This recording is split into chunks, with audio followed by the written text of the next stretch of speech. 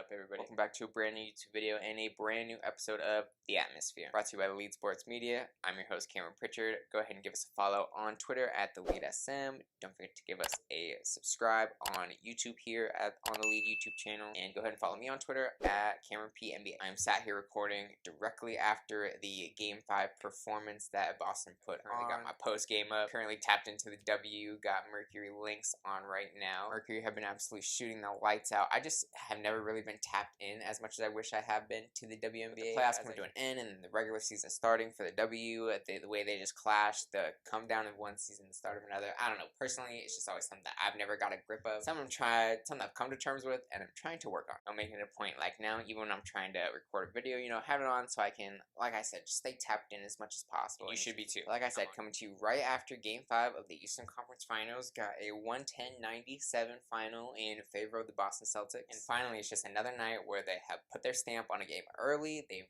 put Miami in a hole that was just unclimbable. Clearly tonight they made it a point to come out with a sense of urgency and play from ahead as much as possible, which I'm pretty sure they led probably 100% of the game. And you could just tell the energy and effort was up for the start from Boston. So I just want to get right into it. Let's just dive straight into some of the notes I got going on here. The extra possessions Boston was forcing with the offensive rebounds, the turnovers they were creating, the extra pep in their step they had to start this game was just noticeable. The on-ball pressure, they were mucking things up inside the paint. The Heat were running a lot of things through Bam, which I thought they would do to start this game with no Gabe Vincent. I thought they might try to run the Kyle Lowry Bam pick and roll, which they tried to execute, but Boston's defense inside was just absolutely insane. And it wasn't even just the fact that they were getting the turnovers, but it was the fact that they were pushing the ball off the turnovers, pushing in transition, and scoring off the turnovers. I wish I had the numbers. Like I said, it's directly after the game, but if you're watching the broadcast, they were showing them a lot during the first quarter, so it was very prominent that that's what Boston was doing,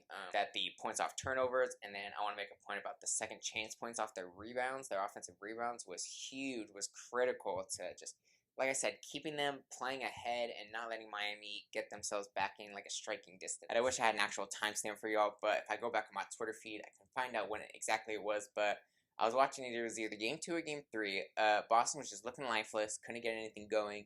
They got 3 straight offensive rebounds in a sequence, and they scored on every single one of them, and it forced the Miami timeout, and it was a whole thing. That it was a jolt of energy. I was going to see if they could play off that and continue doing that they lacked that the rest of the game, and obviously that was a trend for the first 3 games of the series. But tonight they end the game with 12 offensive rebounds, and it was just the key to not letting Miami come back in that first half. Like I said, the effort was just getting them the extra possessions in general, but it was paying dividends with the kickouts and the ball movement being created off this extra energy and effort. That the looks they were getting off these offensive rebounds were just too much for Miami to be able to come back from, it felt like. Getting into some adjustments I thought the Miami Heat would make. I thought they would make it a point to try to get Bam going early, and they did, and I made a tweet about it before the game that I specifically thought they'd get the Kyle Lowry and Bam Adebayo pick and roll going since Gabe Vincent was ruled out before the game tonight. And they did. In the first few possessions of the game, they did try to get it going early, but Bam was just stopping short a lot. He was stopping short at the free throw line. He wasn't rolling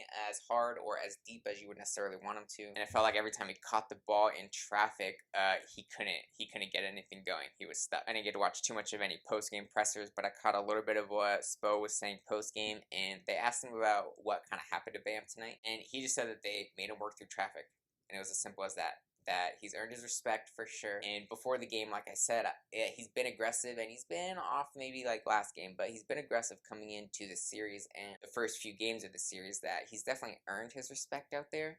That Boston made it a point to key in on him every time his feet touched the paint, and they mucked things up, and they were stripping the ball from left and right. Honestly, it didn't help that Kyle Lowry was just a non-factor throughout this game. He wasn't making a point to shoot the pull-up threes like Gabe Vincent is really able to. They weren't able to key in on him like that. He doesn't have the legs in him to snake the pick and rolls like he used to be able to, and get any crazy finishes or get some crazy looks for some other guys outside of the paint. Honestly, it's kind of just some credit to Al Horford tonight, because he played some incredible defense on Bam in isolation, but also defending these pick and rolls. That he was playing great drop coverage. He was playing Kyle Lowry, like I said, to perfection, and making him a non-factor, but also making it a point to get back to Bam, just contest as much as possible, and make Bam's life hell. Because they were gonna bring the help anyways. The Boston was doing a very good job of using their length and bringing the help to make Bam uncomfortable. But just a huge credit to Al Horford at his age. And coming off that Philly series, all the work he put in there, off Joel Embiid and all that, coming into this series, putting in more work on Bam, just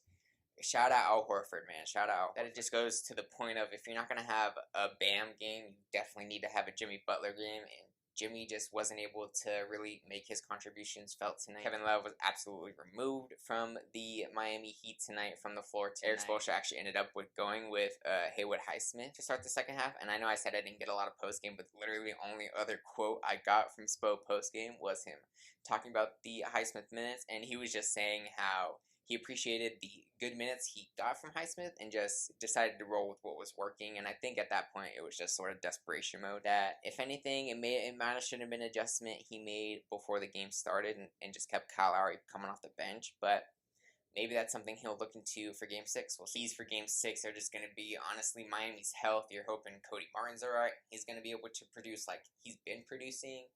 You're going to wonder if Gabe Vincent's going to come back for Game 6. Honestly, bad with me, but I honestly forget what he was ruled out with. I think it was something in his lower half. But Kyle Lowry didn't look his best throughout the game, I'll admit. His hand looked shaken up from the jump. So the wear and tear is getting to him. And if there was any team So the wear and tear is definitely getting to Miami. And if there was ever a team in NBA history that had a better chance of coming back from a 3-0 deficit, there's no better team that's had a better chance than the Boston Celtics. They're hitting a stride offensively. They've definitely figured some things out. Like I said, they've found the effort and energy to get the offensive boards, and they realize the ball movement that it creates off of that. They're gonna keep doing that. You're worried about the Malcolm Brogdon shooting arm, because he wore that shooting sleeve and then he left in the second half of the game, I'm pretty sure, and didn't come back. So they got help from an incredible Derek White game. Let me not forget to mention Derek White tonight, but just an incredible shooting performance from him that you're going to hope he can sustain with no Malcolm Brogdon. You're really going to hope he can sustain. Look, Miami shot 50% from the field and 40% from 3, and Boston shot 50% from the field and 41% from 3. So they both shot relatively the same, both relatively even for the series. Boston was able to come out with a win handedly, so you can imagine that some momentum has definitely swung into their side. You've seen the Jaylen Brown post-game quotes, don't let him get another one. Again, back to Miami, you're just seeing if you can get Kyle Lowry to become a factor a little bit, at least, just get some productive minutes, especially if you're going to have no Gabe Vincent. You need either a Bam Adebayo game or Jimmy Butler game, but you're probably going to need both of them, especially in this Game 6, because it's all going to be on the line that game. They did continue to get good bench production from Duncan Robinson. He was doing a good job of not only attacking the paint, but he was hitting some of his threes too. Cody Martin was making an impact on both ends still, so you're getting some of the bench production, but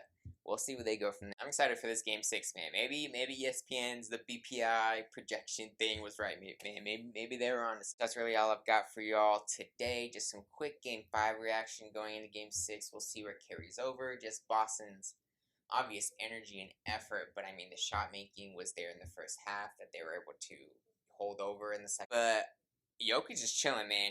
All the Nuggets are posted up, chilling. Jokic is out there riding horses for fun, watching them beat up on each other. So whoever comes out of here better be prepared for a healthy, rested Denver Nuggets, which is a scary thing in itself. Thank you again for tuning in to another episode of The Atmosphere. Don't forget to like, subscribe, share to all your friends. Drop in the comments who you think is going to win this Game 6. Drop in the comments if you think Boston, obviously they have a chance, but drop in the comments if you really think Boston is going to get this done. They're on the verge of creating history, and I'm always on the side of history. I have a tweet a few days ago from when Miami was about to sweep saying that we're all Miami fans. I got a tweet coming in the next few days that we're all going to be Boston fans. Because, like I said, as just a neutral fan, I'm rooting for history in the end. I'm just going to be rooting for history if my team's not in it. Thanks for tuning in. We'll see what happens next time. Thanks.